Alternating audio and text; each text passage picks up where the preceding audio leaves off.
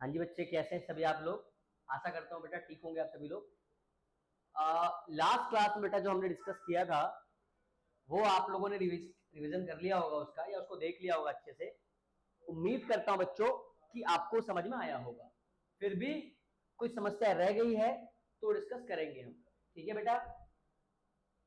Drona online जो हमने start किया है बेटा, इस प्लेटफॉर्म का फायदा ये है कि आप लोग अपना रिवीजन करिए, देखिए समझ में आ रहा है कि नहीं आ रहा है। बहुत बेसिक लेवल से स्टार्ट कर रहे हैं बच्चों, बहुत ज्यादा बेसिक लेवल से स्टार्ट कर रहे हैं। और इसका पॉजिटिव पॉइंट ये है कि आपको एक एक चीज जो है वो हम समझाने की पूरी कोशिश करेंगे। हम कोशिश ही कर सकते हैं, आपको समझ में आ रहा है कि नहीं आ रहा है आप वो बता सकते हैं हमको। ठीक है, उसका जरिया क्या है, कमेंट बॉक्स में डाल सकते हैं आप।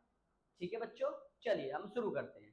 तो लास्ट क्लास में हमने आपको डायमेंशन निकालना सिखाया था। लास्ट क्लास बच्चों हमने आपको डायमेंशन निकालना सिखाया था, है ना बच्चों। आपको समझ में आया होगा, हमने डायमेंशन निकालना आपको सिखाया था। तो डायमेंशन में क्या लिखना सिखाया था हम लोगों ने वो बता देते हैं आपको। बेटा फोर्स क्या फॉर्मूला होता है, मास इनटू एक्सेलरेशन। और अगर हमको क्या पता हो, अगर हमको फॉर्मूला पता हो और तो हम मास का होता है केजी, एक्सेलरेशन का होता है मीटर पर सेकंड स्क्वायर। तो केजी से तो हो जाएगा कैपिटल एम की पावर 1, स्मॉल एम है तो आ जाएगा L1 और टी की पावर -2, क्योंकि केजी की पावर 1 ही है, मीटर की पावर 1 ही है। अगर कुछ ना दिया होता है तो 1 ही लिया जाता है, पता है ना आपको। तो वेरी गुड, इधर देखो ध्यान से बच्चों।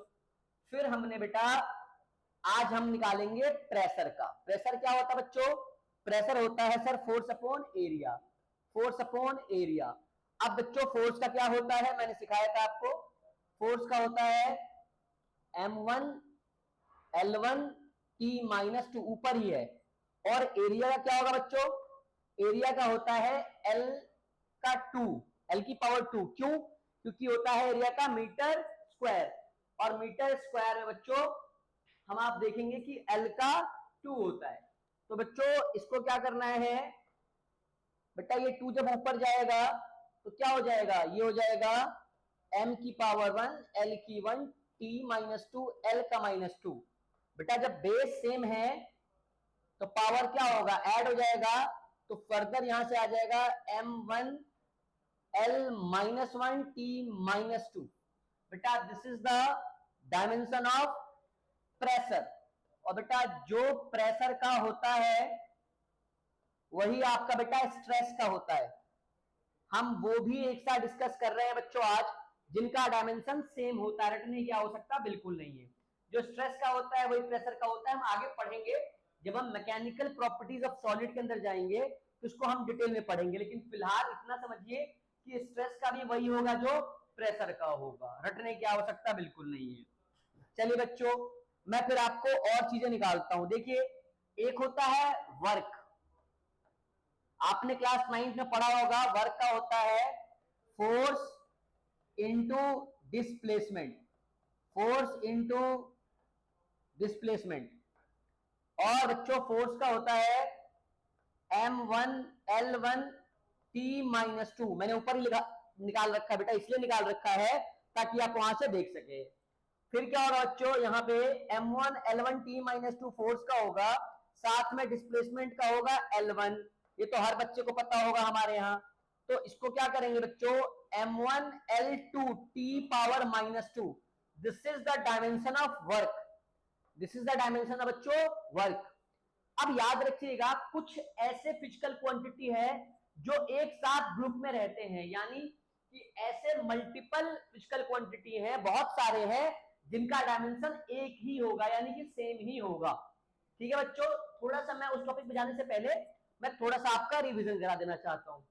देखो बच्चों, मैं इलेक्ट्रिक करंट का भी बता सकता हूं, मैं इलेक्ट्रिक पोटेंशियल का भी बता सकता हूं, लेकिन मैं ये इसलिए बेसिक जान के यूज कर रहा हूं बिकॉज जो बहुत बेसिक बच्चे हैं जो 10th 11th में आए हैं और उन्हें डायमेंशन समझ नहीं आ रहा, ये लेक्चर उनके लिए है। ठीक है, हम इलेक्ट्रिक करंट बेटा वो 12th में इस्तेमाल करेंगे, या इलेक्ट्रिक पोटेंशियल, रेजिस्टेंस, या जो भी आप फिजिकल क्वांटिटी का, मैग्नेटिक फील्ड, इलेक्ट्रिक फील्ड, ये सब की चर्चा हम करेंगे, घबराएंगे बिल्कुल नहीं। जो ड्रॉपर बच्चे हैं वो वेट करें, आपके लिए भी आएगा, ठीक है। एक मैं कंबाइन लेक्चर बनाऊंगा जिसमें मैं 12th की भी फिजिकल क्वांटिटीज की बात करूंगा, इसमें इलेक्ट्रिकल पार्ट होगा, ठीक है, और 11th का तो यहाँ पे हो ही गया है। चलिए अब मैं आपको कुछ बेसिक बातें बताता हूं, यहां तक अगर आपको समझ में आ गया बच्चों तो यहां से कुछ आपको मैं चीजें सिखाता हूं। देखिए अगर किसी ने कहा फोर्स, तो इस बात का कोई लेना देना नहीं होना चाहिए कि कौन सा फोर्स, अगर कोई भी फोर्स है बस वो फोर्स होना चाहिए। अगर वो सेंट्रीपिटल फोर्स है, अगर वो इलेक्ट्रोस्टैटिक फोर्स है, अगर वो इलेक्ट्रिक फोर्स है, मैग्नेटिक फोर्स है, ग्रेविटेशन फोर्स है, अगर वो कोई भी फोर्स है तो बच्चों फोर्स का डायमेंशन सेम होगा चाहे वो कोई भी फोर्स हो। तो आएगा m1 l1 t माइनस का 2, this is the dimension of any force. चाहे मैं इलेक्ट्रिक की बात करूं, मतलब कि कई टाइप के फोर्स होते हैं, जब मैं फोर्स पढ़ाने जाऊंगा तो आपको पढ़ाऊंगा। बेसिकली 4 टाइप का फोर्स होता है। पहला होता है फील्ड फोर्स, जो इलेक्ट्रिक फील्ड पढ़ा है, इलेक्ट्रोस्टैटिक पढ़ोगे या ग्रेविटेशनल पढ़ा है क्लास 9th में, है ना, 9th में पढ़ा हुआ ग्रेविटेशनल फील्ड, और उससे फोर्स पैदा होता होगा F equal to G m1 m2 upon r का स्क्वायर। बच्चों ये इसे कहते हैं field force, G m1 m2 upon r का स्क्वायर। 11th में पढ़ा होगा, 11th में पढ़ोगे, एक्चुअली 9th में पढ़ा होगा बच्चों। थोड़ा सा मैं और डिटेल में जाऊं तो आपको समझ में आना चाहिए कि ये जो फोर्स है इसे कहते हैं फील्ड फोर्स। दूसरा होता है कांटेक्ट फोर्स। कांटेक्ट फोर्स में क्या आता है, नॉर्मल रिएक्शन आता है, फ्रिक्शन फोर्स आता है ना, फिर अटैचमेंट टू अनदर बॉडी, जैसे लाइक टेंशन हो गया, स्प्रिंग हो गया, टेंशन में जो फोर्स है, स्प्रिंग में जो फोर्स है। हाँ बच्चों टेंशन का भी वही होगा जो फोर्स का होगा, याद रखेंगे, क्योंकि टेंशन भी क्या है, जस्ट लाइक का फोर्स है ना। फोर्स 4 तरह से डिवाइड कर सकते हो आप। पहला फील्ड फोर्सेस यानी कि इलेक्ट्रोस्टैटिक फोर्स और ग्रेविटेशनल फोर्स, ये सब क्या है, ये है फील्ड फोर्सेस, यानी कि दो बॉडी के बीच में लगती है, कांटेक्ट नहीं है उनका आपस में, ठीक है। दूसरा है कांटेक्ट फोर्स, नॉर्मल रिएक्शन, पढ़ोगे आगे। तीसरा है टेंशन और स्प्रिंग फोर्स, है ना, अटैचमेंट टू अनदर बॉडी कहते हैं, यानी कि स्प्रिंग में एक बॉडी लगा दी आपने, है ना, रोप से आपने किसी चीज को अटैच कर दिया, है ना, तो वो अटैचमेंट टू अनदर बॉडी है, टेंशन और स्प्रिंग फोर्स आएगा उसमें। फिर बच्चों एक आता है फोर्स हिंज फोर्स, एक आता है बच्चों हिंज फोर्स। तो हिंज फोर्स क्या होता है वो भी आप लोगों ने ब्रिजेस वगैरह में देखे होंगे, मैं डिस्कस करूंगा। मैं कह रहा हूं कोई भी फोर्स हो, फोर्स कोई भी हो, सबका dimension m1 l1 t minus 2 होगा, चाहे फोर्स कोई भी हो। सिमिलरली वेलोसिटी, भैया कोई भी वेलोसिटी हो, मुझे नहीं पता, कोई भी वेलोसिटी हो, उस वेलोसिटी का डायमेंशन सेम होगा, चाहे वो टर्मिनल वेलोसिटी हो, चाहे वो कोई भी वेलोसिटी हो, ठीक है बच्चों।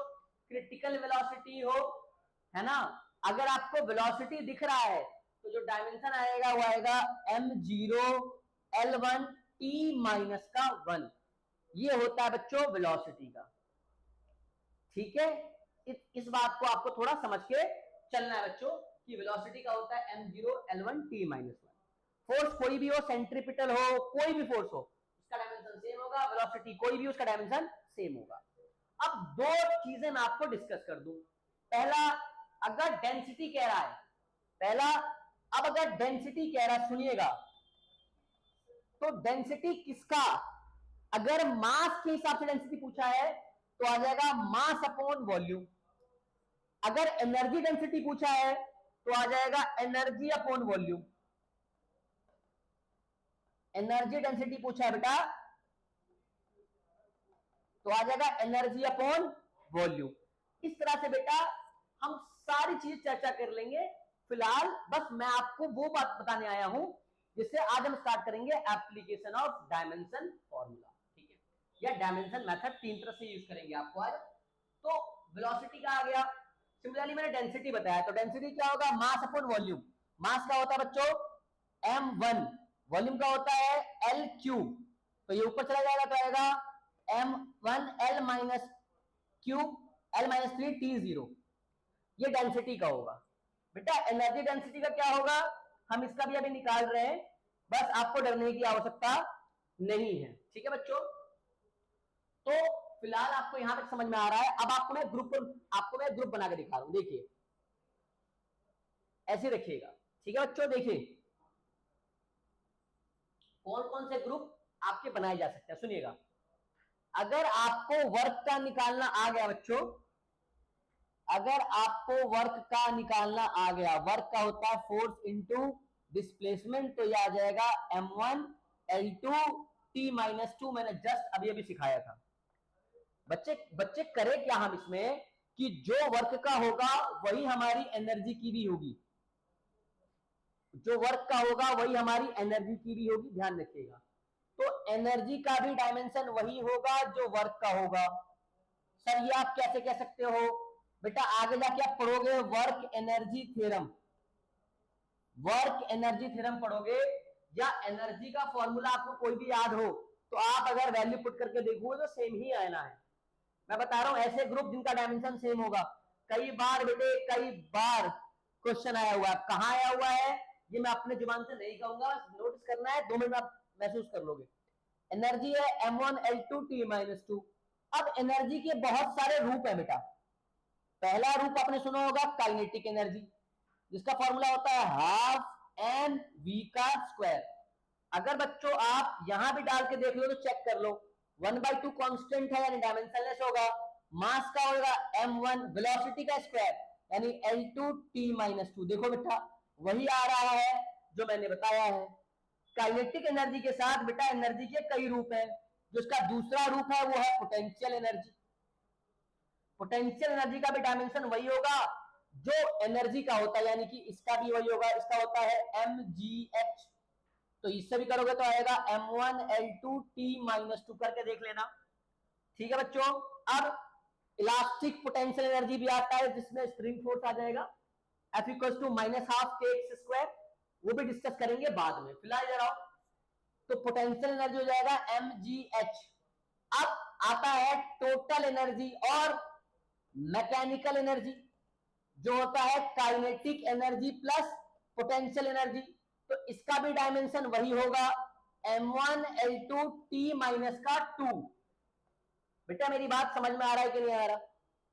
मैंने कहा जो वर्क का होगा वही एनर्जी का होगा। एनर्जी चाहे काइनेटिक हो, पोटेंशियल हो, टोटल एनर्जी हो, या बच्चों या आपको नया पढ़ने को मिलेगा हीट। बेटा हीट भी फॉर्म है एनर्जी का, हीट एनर्जी बोलते हैं, हीट एनर्जी, और बेटा बोलते हैं इंटरनल एनर्जी। बेटा इन सबका डायमेंशन सेम होगा। सर कैसे? अब बताता हूं।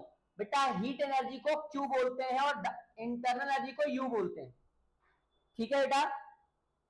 Q बेटा हीट 1942 से पहले, 1942 से पहले जो हीट का यूनिट होता था बेटा वो होता था कैलोरी, 1 कैलोरी। बट बेटा उसके बाद जब हीट को देखा गया कि ये एनर्जी के इक्विवेलेंट है, तो वहां से बेटा बताया गया कि 1 calorie equals to 4.18 joule. This is the relation between 1 calorie and 1 joule, ठीक है बेटा। तो ये चीज क्या है ये हम आगे जाके पढ़ेंगे। तो यानी कि जो वर्क का यूनिट होता है वो भी जूल होता है और जो हीट का है वो भी जूल है। तो इस हिसाब से देखोगे तो हीट एनर्जी का भी बच्चों जो डायमेंशन होता है वो बेटा एनर्जी के बराबर होता है। तो यानी Q का भी हो जाएगा m1 L2 T-2, ठीक है बेटा, क्योंकि हीट भी क्या है एनर्जी है। तो इंटरनल एनर्जी का भी डायमेंशन वही होगा m1 L2 T-2। याद रखिएगा बच्चों इन सबका जो डायमेंशन है वो सबका सेम है, वर्क का सेम, एनर्जी का सेम, एनर्जी कोई भी हो, kinetic, potential, total, heat energy, internal energy, तो इन सबका जो डायमेंशन होगा बच्चों वो सेम होगा, ठीक है। आगे देखते हैं, मैं आपको छोटा सा यहां से क्वेश्चन करा देता हूं बेटा। 2024 में एक जेई का क्वेश्चन था जिसने बहुत सिंपल पूछा था। पूछा क्या था, उसने कहा कि बताओ मुझे लेटेंट हीट ऑफ फ्यूजन का डायमेंशन निकालना है। उसने बोला कि लेटेंट हीट ऑफ फ्यूजन का डायमेंशन निकालना है और उन्होंने ऑप्शन दे दिया। तो बच्चों को ये तो मुश्किल लगता है कि यार ये कैसे होगा। नहीं बेटा फॉर्मूला मिलेगा सब हो जाएगा। तो लेटेंट हीट ऑफ फ्यूजन में होता है Q = M × L और जो बच्चों एल है वो एल को कहते हैं लेटेंट हीट ऑफ फ्यूजन। ये एल जो है वो लेटेंट हीट ऑफ फ्यूजन है। बेटा क्यू जो है पढ़ा आपने अभी, हीट, एनर्जी, और एनर्जी का डायमेंशन आपको आता है। अगर आपको वर्क का आता है तो एनर्जी का भी आता ही है, और एनर्जी कोई भी हो आपको सबका आता है। तो यहां से बेटा L इक्वल टू हो जाएगा Q बाई M, और Q का आपको दिया हुआ है M1 L2 T minus 2 upon M। तो ये M1 ही है बच्चों, तो M1 से M1 क्या हो जाएगा बेटा, ये कैंसिल हो जाएगा, तो बचेगा L का M0 L2 T माइनस 2। आप जाके चेक कर लीजिएगा प्रीवियस ईयर में 2024 में आया हुआ क्वेश्चन है ना। तो बेटा क्या है कि अगर हमको डायमेंशन पता है तो हम निकाल सकते हैं इजीली। सर ये सवाल क्यों कराया आपने, क्योंकि देखो बेटा वर्क का पता है तो एनर्जी का पता लग जाएगा, और एनर्जी का पता लग जाएगा तो अपन सबका निकाल सकते हैं, क्योंकि सब तो एनर्जी ही है ना भाई। सर एनर्जी डेंसिटी का क्या होगा, अभी आपने लिखा था भाई, बड़ा आसान है। अगर तुझे एनर्जी का निकालना आता है तो एनर्जी डेंसिटी का भी तो निकाल सकता है। सर कैसे निकाल सकते हैं एनर्जी डेंसिटी का, बहुत सिंपल है। एनर्जी बाई वॉल्यूम हो जाएगा, मास डेंसिटी का तू करता था मास अपॉन वॉल्यूम, तो तू एनर्जी डेंसिटी का एनर्जी वॉल्यूम नहीं करेगा क्या। तो एनर्जी अभी तूने निकाला ना M1 L2 T माइनस 2।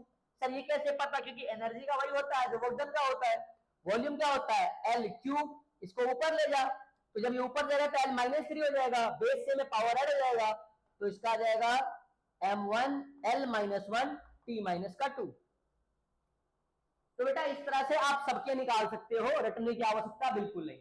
बेटा जो वर्क का होता है एनर्जी का होता है, एनर्जी में इतने सारे हैं। एक और ऐसी फिजिकल क्वांटिटी है जो जो बेसिकली बेटा वर्क के बराबर होता है, इसका डायमेंशन, उसे कहते हैं हम टॉर्क। बच्चों उसे कहते हैं हम टॉर्क या मोमेंट ऑफ फोर्स। टॉर्क का दूसरा नाम बेटा moment of force, moment of force. इसका भी डायमेंशन वही होगा जो वर्क के इक्विवेलेंट है। ये कैसे, क्योंकि टॉर्क का फॉर्मूला जो होता है बेटा वो भी होता है R परपेंडिकुलर क्रॉस F। तो R परपेंडिकुलर क्रॉस F, तो जो R है बच्चों वो रेडियस है, क्या है रेडियस, और जो F है वो फोर्स है। इसको अगर इवेल्युएट करोगे तो आ जाएगा RF साइन थीटा। बेटा साइन थीटा डायमेंशन लेस होता है, आगे जाके पढ़ोगे, मैं पढ़ाऊंगा। साइन थीटा क्या हो जाएगा बेटा डायमेंशन लेस, या साइन थीटा ही क्या, all trigonometry functions are dimensionless. तो ये RF, तो देखो ना F इंटू एस या R इंटू एफ, तो R का होता है L1, F का होता है M1 L1 T माइनस 2, तो आ जाएगा M1 L2 T माइनस 2। तो बेटा ये टॉर्क है। अब ये टॉर्क 11th में भी यूज होगा और आपका 12th में भी यूज होगा। कहां पे, इलेक्ट्रोस्टैटिक में पढ़ोगे, टॉर्क निकालोगे इलेक्ट्रिक डाइपोल के द्वारा, और मैग्नेटिक फील्ड में भी निकालोगे मैग्नेटिक डाइपोल, तो दिक्कत तो नहीं है। तो यानी कि टॉर्क का भी वही होगा जो वर्क का होगा। एक बात और बेटा, एक आता है इंपल्स, एक आता है एंगुलर इंपल्स, ठीक है बच्चों, एक आता है इंपल्स, एक आता है एंगुलर इंपल्स, ठीक है। तो टॉर्क के आगे और भी चीजें चलेंगी, जैसे जैसे आपको फिजिकल क्वांटिटी मिलेगा आप उसके फॉर्मूले के अकॉर्डिंग उसको आप सॉल्व करते चले जाओगे। या एक काम करो, आप एनसीईआरटी के पीछे जाओगे, अगर मैं बिल्कुल बात कर रहा हूं बेसिक, एनसीईआरटी बुक हर किसी बच्चे के पास होगी, चाहे वो जेई दे रहा हो या नीट दे रहा हो या नॉर्मल बोर्ड की भी तैयारी करेगा। बेटा पहले तो एनसीईआरटी लगाना बहुत जरूरी है। सो एनसीईआरटी के पीछे आपको पूरा डायमेंशन दिया हुआ है, ठीक है बेटा। तो टॉर्क का भी वही होगा या मोमेंट ऑफ फोर्स का भी वही होगा, ठीक है बच्चों। तो ये ऐसे थे जिनका सेम था। दूसरा, अगर यहां तक हो गया बच्चों तो मैं थोड़ा सा आगे लेके चलता हूं।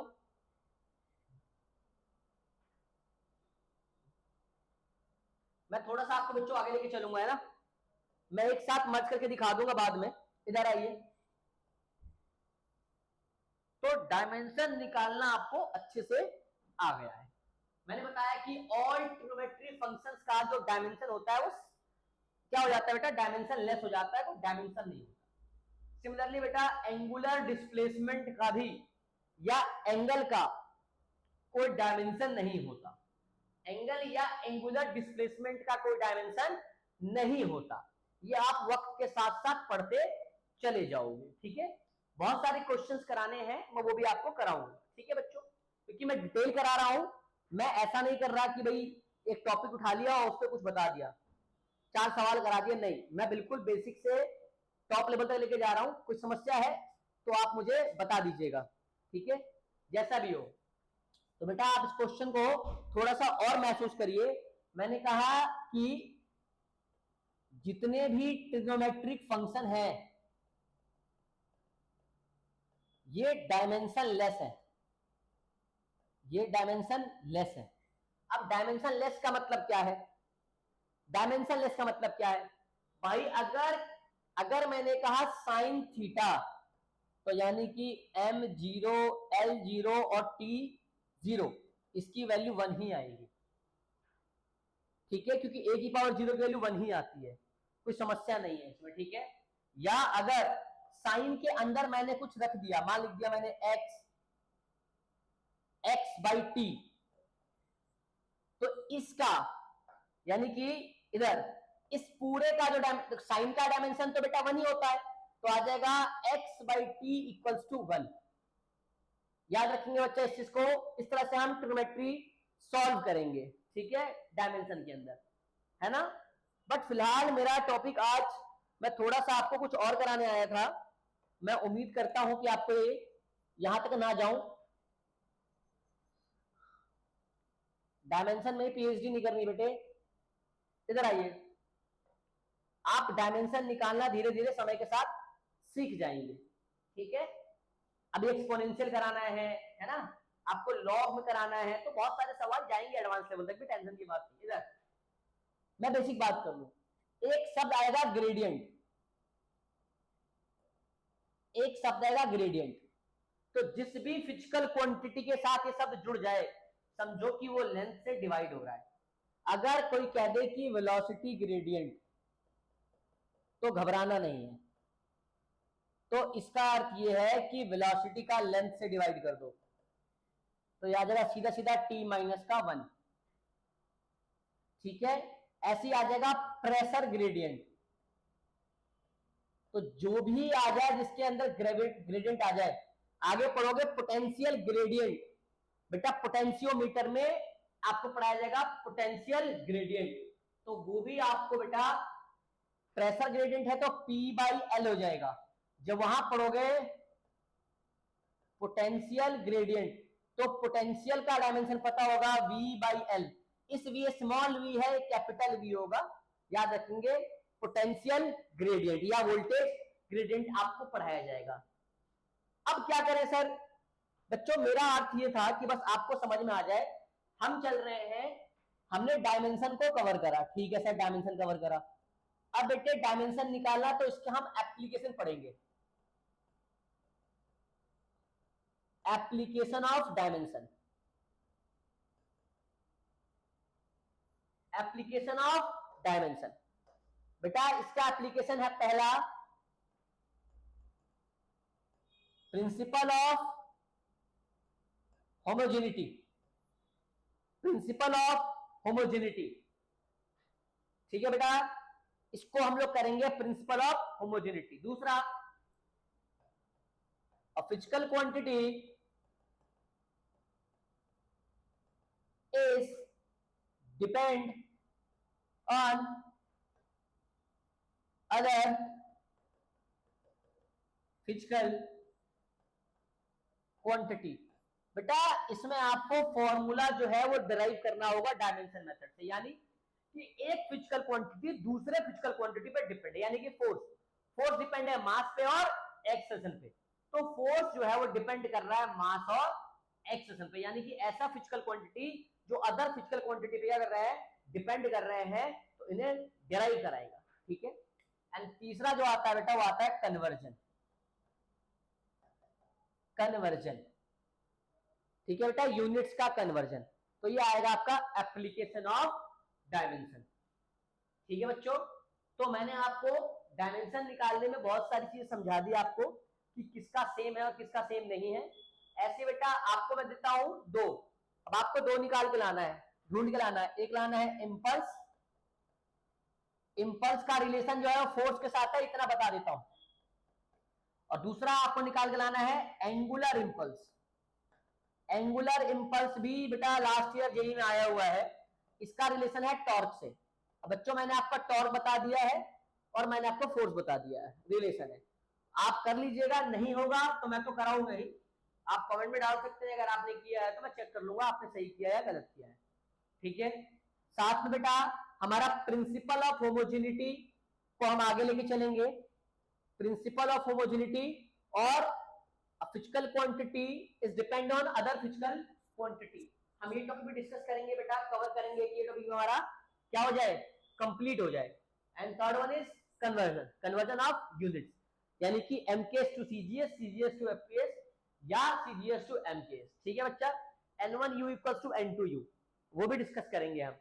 फिलहाल आज आपको समझ में आया मैंने क्या कराया बेटा। अभी तक मैं, ये मेरा तीसरा लेक्चर है डायमेंशन के ऊपर, तो मैंने फर्स्ट में आपको फिजिकल क्वांटिटी के बारे में अच्छे से डिटेल में बताया, सेकंड में मैंने आपको डायमेंशन निकालना सिखाया कि यूनिट पता है, डिराइव्ड यूनिट क्या होता है और फंडामेंटल यूनिट क्या होता है। जब आपको फंडामेंटल यूनिट समझ में आया फिर आपको डिराइव्ड यूनिट समझ में आया, और आज हमने जितना किया है सब के सब डिराइव्ड यूनिट है, सब का सब डिराइव्ड यूनिट है, क्योंकि सब के सब डिपेंड कर रहे हैं फंडामेंटल क्वांटिटीज पे, ठीक है बच्चों। आपको ये समझ में आ गया होगा। फिर आज हमने क्या किया, आज हमने डायमेंशन निकालने में पीएचडी की कि डायमेंशन कैसे निकालेंगे, ठीक है। एंगल, एक और चीज बता के जा रहा हूं, एंगल बेटा, एंगल जो होता है ये भी डायमेंशन लेस होता है, एंगल जो बच्चों वो भी डायमेंशन लेस होता है, ठीक है। तो अब मैं नेक्स्ट क्लास में बेटा प्रिंसिपल ऑफ होमोजेनिटी करूंगा, और जैसे जैसे आवश्यकता पड़ेगी जो जो फिजिकल क्वांटिटी हमने नहीं पढ़ा हुआ है उसको बेटा हम आगे और देखेंगे। तो अब नेक्स्ट क्लास का जो वीडियो होगा उसमें प्रिंसिपल ऑफ होमोजेनिटी भी आपको मिलेगी, और बेटा physical quantity depend on other physical quantity और कन्वर्जन भी आपको मिलेगा, ठीक है। सर इस पे सवाल कैसे होगा बेटे, सारे सवाल मैं कराऊंगा, मैंने बताया ना 2 सवाल मैंने आपको बताया जो जेईई में आया हुआ था, आप उसको करिए, ठीक है। एक एंगुलर इंपल्स का पूछ लिया था एग्जाम में, और बहुत सारे ग्रुप एक साथ रखिएगा, कहेगा बताओ इसमें किसका डायमेंशन क्या है, मैच द फॉलोइंग, ठीक है बेटा। एक बार मैं यहाँ पे आपको बहुत सारे क्वेश्चंस करा दूंगा पीवाईक्यू, चाहे जेईई की हो, है ना, मोटा मोटी मैं जेईई की कराऊंगा, ठीक है। नीट में इतना कुछ खास आता नहीं है, तो अगर वो है तो मैं वो भी देख लूंगा, ठीक है। आज के लिए थैंक यू सो मच बच्चों, आप इसको अच्छे से करिएगा, और नेक्स्ट क्लास में बेटा एप्लीकेशन ऑफ डायमेंशन को हम अच्छे से करेंगे। थैंक यू सो मच बच्चों।